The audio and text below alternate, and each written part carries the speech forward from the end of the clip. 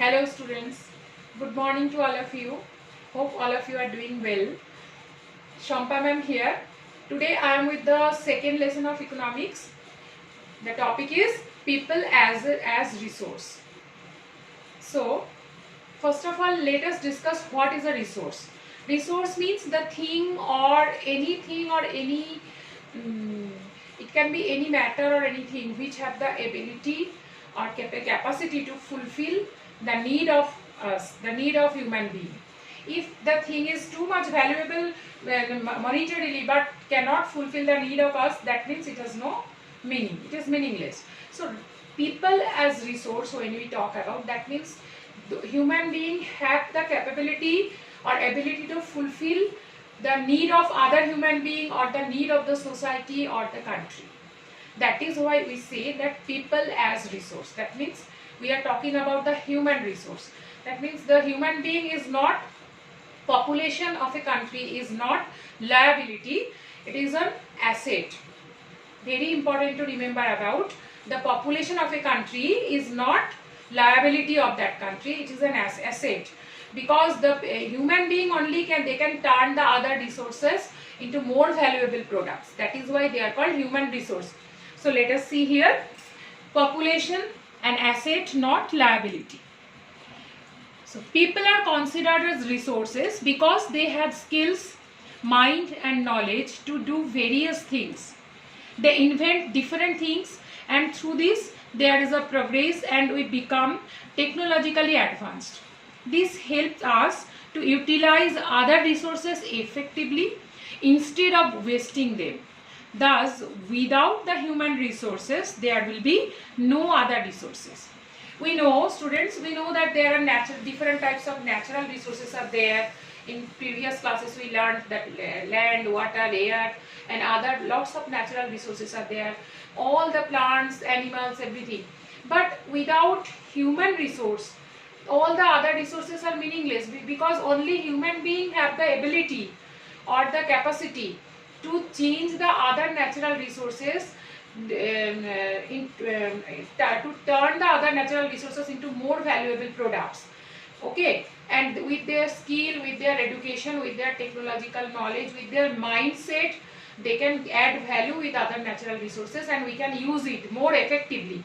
That is why without human resource, without population, the other resources are meaningless. Suppose the minerals are there under the ground, very valuable, we think that minerals, but if the human resource will not extract it, take it out from the ground, then it will be meaningless, it will be left over there only. Okay, so that is why human resource is called the more asset.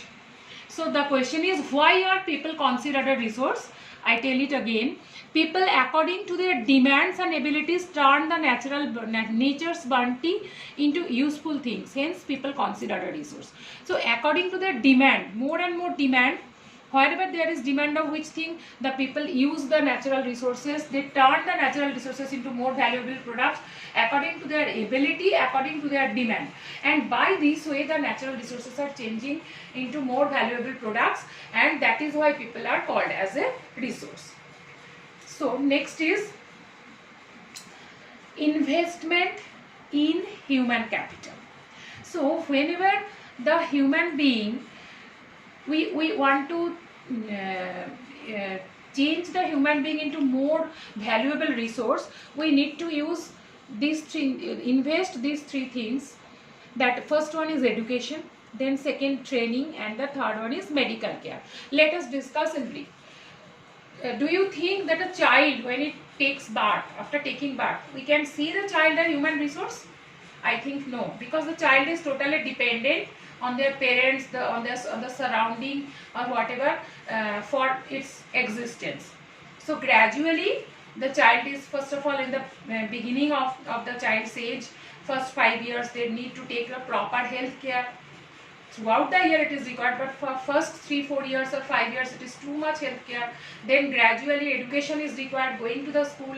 Then gradually after school level they are getting more and more training and different fields, and after being mature, that child, after growing up in matured stage, turns into more valuable human resource. and with technological skill, with education, that human being can help the society and the promote productivity is increased. Anyway, the country and the society is being helpful, is being helped by that particular human being. Then it is called a human resource. Okay, so to turn a child into a human resource, what is required? First is medical care, that is health care is very important, the beginning of the life. Then education is required, and after that proper training.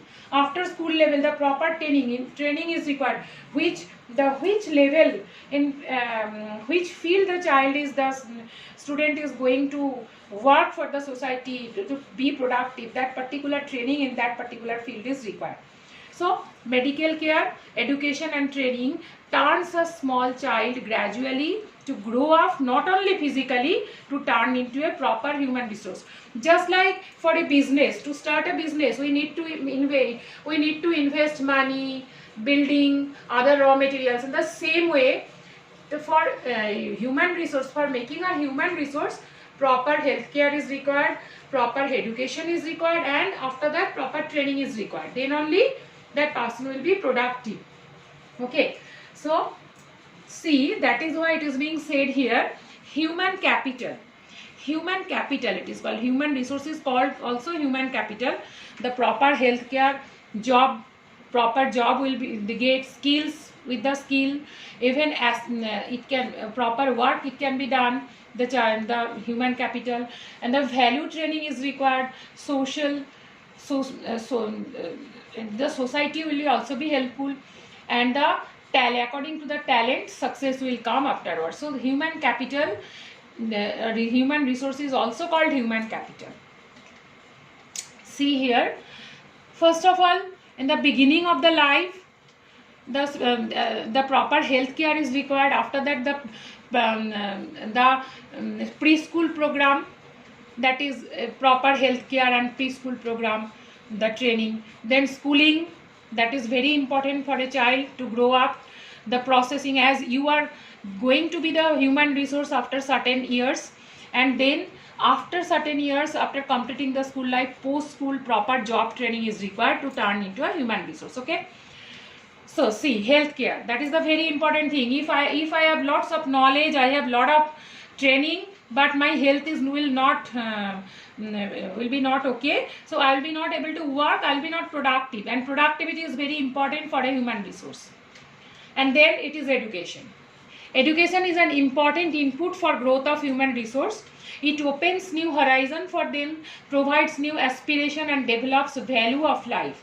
Without education, it is not possible for a person, for a healthy person also, to turn into a proper human resource.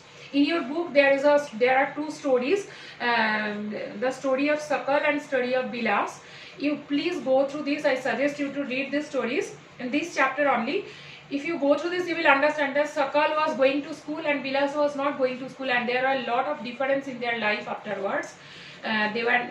One was too much productive, who was going to the school and educated, and another one and the other way, though he was healthy, but because of lack of education, he was not able to be too much productive on that way. So this is education is very important. And even education, not only for the child, even if the parent is educated parents understand the value of education, and hence invest in their child's education to secure a better future for the child. Okay, so educated parents can understand the proper way how to secure their child's life afterwards. See, training next, and the third one is training. First healthcare, then education and training. So training and development process. See, if in any type of business, unskilled employee, after proper training, the unskilled employee will be turned into a skilled employee. The new employee after training will be turned into a motivated and committed employee, and the potential manager, who is already good, after training, the competent manager, the output. So training is required for everybody to improve, to turn into a better and better human resource. And economic activities of men and women. There are three types of economic activities. primary activity, secondary activity and tertiary activity. Primary activity is mainly related to agriculture. Secondary activity is mainly related to manufacturing industries, factory work, and tertiary activity all mostly job oriented or service oriented, transport and any type of job, other jobs.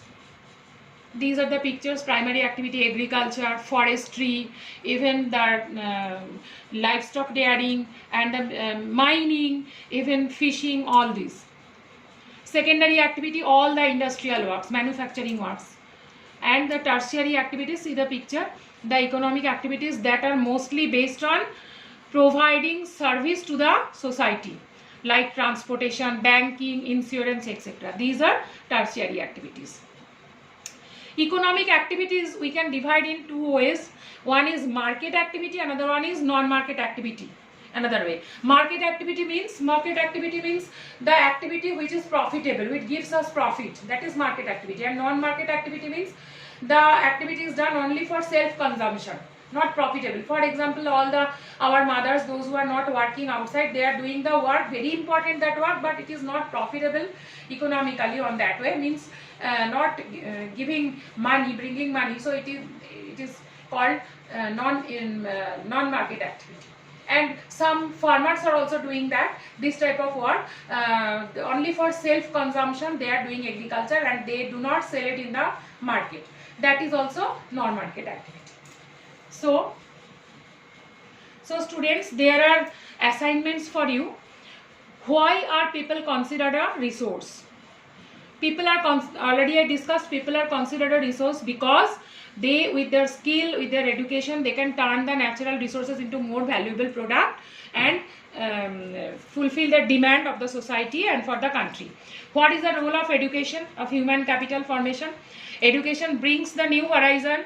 Education brings the new horizon, and with that education gives lots of opportunities in front of the human being to be too much productive.